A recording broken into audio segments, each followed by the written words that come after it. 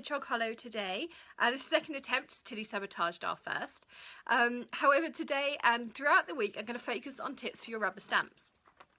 So today I'm going to talk to you about photopolymer stamps. Hi Tilly. So the first thing, I've got this, what's it called, Cape Crazy from the Occasions catalogue, which is a photopolymer set. Now the process of making photopolymers, they're made usually on these sheets, which is why they have the marks there. And they're a resist-based manufacturing technique. So all the chemicals that are used in manufacturing and the release that's used during that process is stuck to the back of your stamps, which is why if you've ever tried inking up a brand new photopolymer stamp, sometimes you can find it a little bit difficult.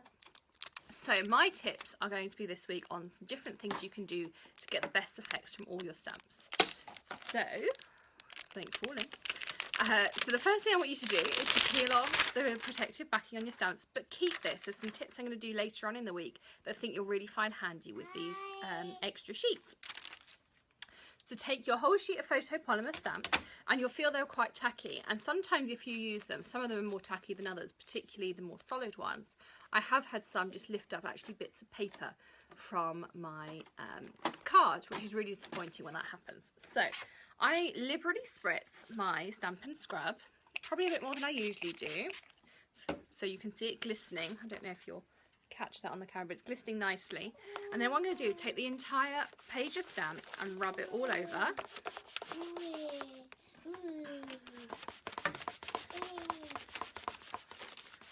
And then I'm going to dry them.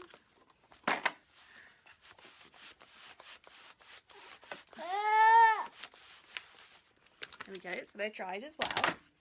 And they're not tacky. They're much more like your rubber stamps. You've still got the sticky side to stick on your block on the back. They're still nice and sticky here. But this side will take ink really nicely. You've taken all those original chemicals off that are part of the manufacturing process. So that is my tip for today on how to do your photopolymer stamps. I would like to try and do them as they come in, but I tend to order in lots of sets at once when a new catalogue comes out. So I tend to actually do it when I use them. But that is my tip today, and I hope you join us again tomorrow for some more rubber stamping tips. See you then. Bye. Morning everyone, and welcome to Hedgehog Hollow. Today I'm going to show you two ideas to do with that piece that we ripped off yesterday. So these little pieces that you rip off your photopolymers, I've got a couple of tips today and a couple more for you tomorrow on what you can actually do with them. So let me just mount you into my tripod so that you can see what I'm doing here. And you have to excuse my messy desk because I was creating all day yesterday. So I'm just going to screw you in. There we go. So what I'm going to do first of all is the first use I have is a protection thing. So I'm going to grab this card that I made the other day that you'll shortly be seeing on the blog. Let me just move my catalogue out the way. This is a card I made, and in here I put this sentiment. Some things there are just no words for the Rose Wonder set.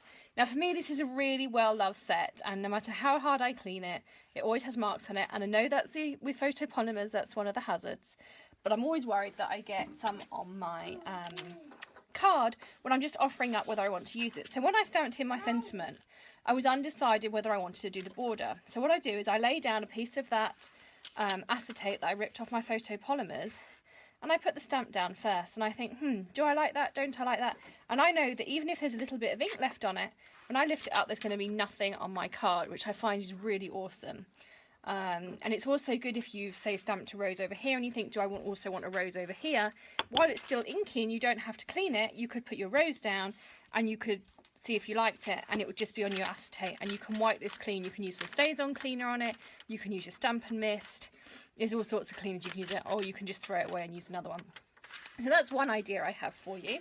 The second one is almost like a permanent stamp-a-ma-jig. So I have some stamp sets that I use all the time, and I grabbed this one here, which is the Hello Let's Talk Soon. I know to you it's back to front. But I use this as a permanent stamp-a-ma-jig as well. So here's my stamp-a-ma-jig tool, and I cut these very carefully on my paper trimmer so that I know that they're square. And I use it permanently, so I can, let me just grab some StazOn, which is just in the drawer. Try not to rock the camera. So here's my StazOn, and I know my StazOn's going to dry on my acetate. So I'm going to ink up my stamp. And I like to decorate my envelopes, so this is one I put on my envelopes a lot. So I stamp it down, and I would leave this to the side to dry for a little while. And then anytime I want to stamp this particular stamp, I stick this in the box with the stamps in the stamp set. And anytime I want to use it, I just grab this piece out, and I know that in my stamp-a-ma-jig, it's already pre-done. So I find that really useful, some of my most used stamps. You'll see this one is actually slightly thicker than the one we ripped off yesterday, which I've just lost. This is from the original photopolymers, where you used to pull off a different side to the ones you do now. But all of them work just the same, even the thinner ones work absolutely fine. And they are my 2 tips for the day. So thanks for stopping by, and we'll see you again tomorrow. Bye. Morning everyone, welcome to Hedgehog Hollow's daily tip. Today I'm going to show you some more things to do with your excess photopolymers, and also how to use a stamp-a-ma-jig in some different ways. So let's get started. Now first of all, this is an ultra sneak peek of what's coming up on the blog this weekend for my Global Design Project entry, and it is a shaker box. So you can see here I put some cute little sequins in it, and the fishes are swimming along. But I ran out of the window sheets, so what did I do? I have a whole envelope here of all of my photopolymer pieces that I've taken off, and I cut my circle out of one of those. Worked absolutely brilliantly. It's just like the window sheet. It's slightly thinner, but it works perfectly, and I don't think you'd ever know the difference seeing the finished project. So that is one tip for you. And the other one I'm going to do is I'm just going to tip my camera back onto my desk like I did yesterday. Just bear with me a second. So there you go, you can see my desk. So you can use either these photo sheets like I showed you yesterday as a permanent stamp-a-ma-jig, or you can actually use your stamp-a-ma-jig, and you can use it in a stamp press to get precision when using your rubber stamps, because of course with the rubber stamps we can't see what we're doing. So I'm going to just stamp down very quickly. Let me just take out, I just grabbed this one because I thought it was a perfect example. Just magnet these out. These are extra magnets I bought. I think I mentioned recently I'm going to do a review for you all. I'm going to do this in the pink, which is probably not the ideal colour for this, but it'll work fine. So I've just put it on there, I've inked it up, and I'm going to stamp it down. And this works in any stamp press. I've also tried it in some others too. So brilliant. I've got my banner, but now I don't have anywhere to put my sentiment. So I know my sentiment wants to go roughly about there. So what I'm going to do is I'm going to pop my stamp-a-ma-jig acetate. It'd help if I took the backing off. I'll take that stamp off. And I've got it butted up right into this corner, just make sure you can see. So it's right in this corner here, and it's right up against there, and it's roughly where I know I want it to be. So I'm going to put this down, lift it up.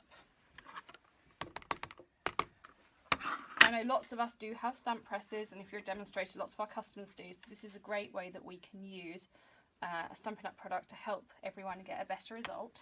So I know that when I close the lid, my sentiment is going to be here, which means I can move this piece to get it exactly where I want it to be. So I'm just moving it around and I'm happy with it. There we go, and I'm going to pop a magnet down just to make absolutely sure that doesn't move. So now, when I close my stamp press up, and I take it out and show you, you can see there my sentiment, I know it's back to front to you, is in exactly the right place. So it's another way to use your stamp-a-ma-jig if you don't think you're going to use it anymore because you've got a stamp press. You do still need it for your rubber stamps. And again, you can use this material just in the corner, and you could have stamped on it exactly the same way.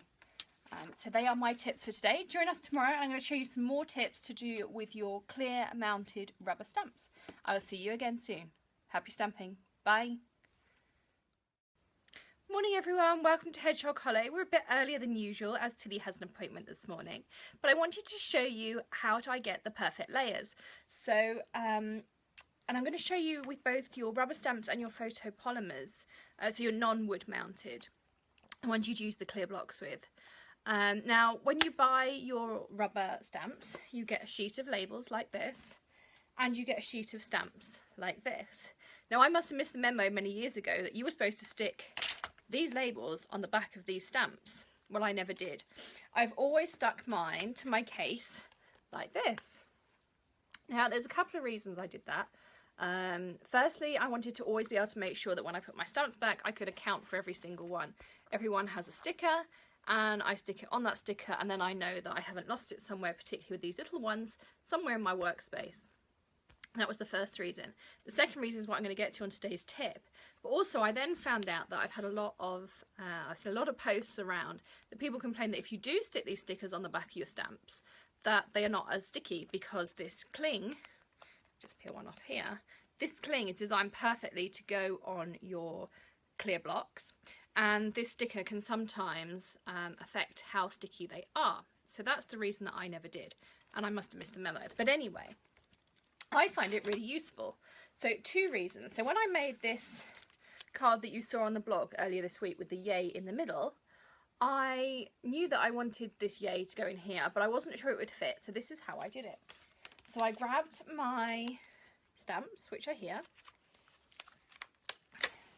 and I peeled it off. So I just had this clear sheet, and I had my yay that I'd stuck to my box here, and I could just lay one over the other like this, or I could lay it behind. Didn't matter either way. So if I lay it behind, you can still see, I know the yay is back to front to you. The yay fits, but not the exclamation mark. So I knew that when I inked up my stamp, I needed to ink up the yay and not the exclamation mark, and then it would fit perfectly. And I stamped the yay first because that was rubber, and so I couldn't see through my clear block. And then I stamped my marquee message over the top because I could see through the photopolymer, so I could line it up perfectly. So sometimes you do layers maybe a little bit back to front. And the other reason I do it, and I find it really handy, so here you can see I put cheers. Now, I didn't really know what sentiment I wanted. So when I thought of cheers, I grabbed my box with my Love Sparkles in, which you all know is one of my favourite out of the new catalogue, and I put it over the top. So you can just see here. So I just layered it over, and I thought, yeah, I quite like that. But I tried, let's see, Celebrate.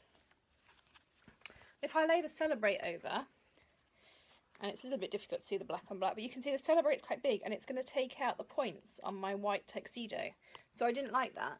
So that's another reason that I find that this is a really useful way to, firstly, account for all your stamps when you're finished stamping, particularly some of these little ones, to make sure I've got them all.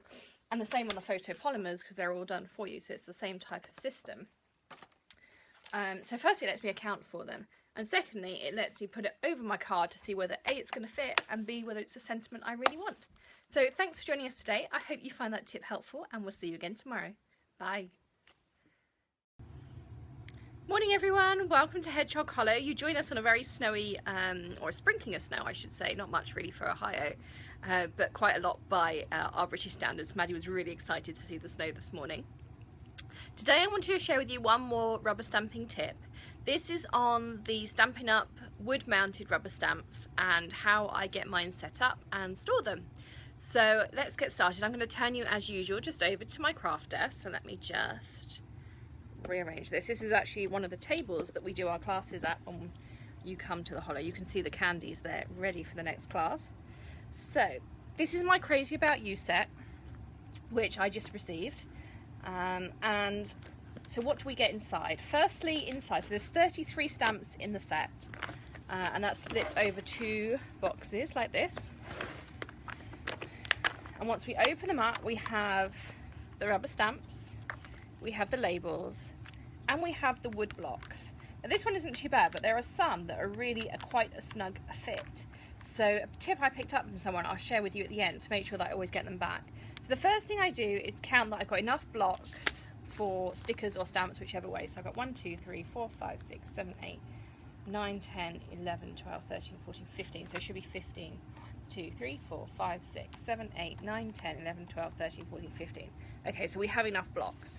Then the next thing I do is I pop all my stamps out and I pop them on top of the block I think they could be, because quite often there's one that's maybe marginal as to whether it's going to fit on this block or another block.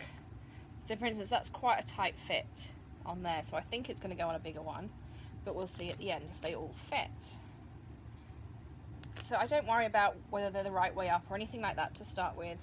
I just pop them out, excuse me, and I lay them on top.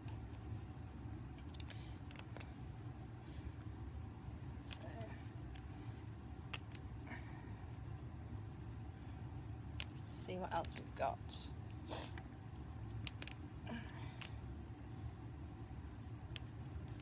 So pretty much there.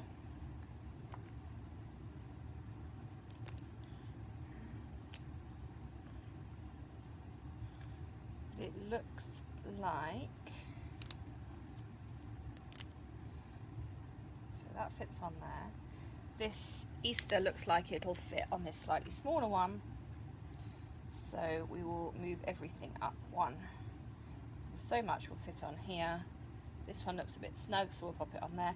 So I now know that every stamp has a block. I know what block it's going to go onto before I start sticking. Because the worst thing is, when you put this down, you stuck it on, and then you're like, oh, it should have been on that block, and the other block's too small and it doesn't fit. So the next stage I would do is I'd go around and I'd stick them all on. I'm just going to do one for you for now. And I'm going to stick this one down with 2 points like that, so there's 4 points, one on each side, and then I turn them all over. The easiest way once I've stuck them, so once I normally stuck them, I turn them over like this, and I'd start sticking my labels on. So I pick it up, oh, it's the flower, and then I'd stick the appropriate flower label on it. Then once I've done all of that, my labels are on this side. I close this up, and I put this side down onto my flatbed scanner, and then I print out a copy of all the pictures, how they're arranged in here, so that if I can't get them in, I know exactly how I'm going to put them in. And what I'd also do on a 2-set stamp is I write 15 on here, so that I know that 15 of the 33 need to be in this box, and therefore on this one I would put an 18, knowing that 18 of the 33 need to be in this box. So that's my tip for today. I hope it helps you out with your storage. And next week, join us for some more storage and organisation tips, and we'll see you again then. Have a happy weekend and happy stamping. Bye.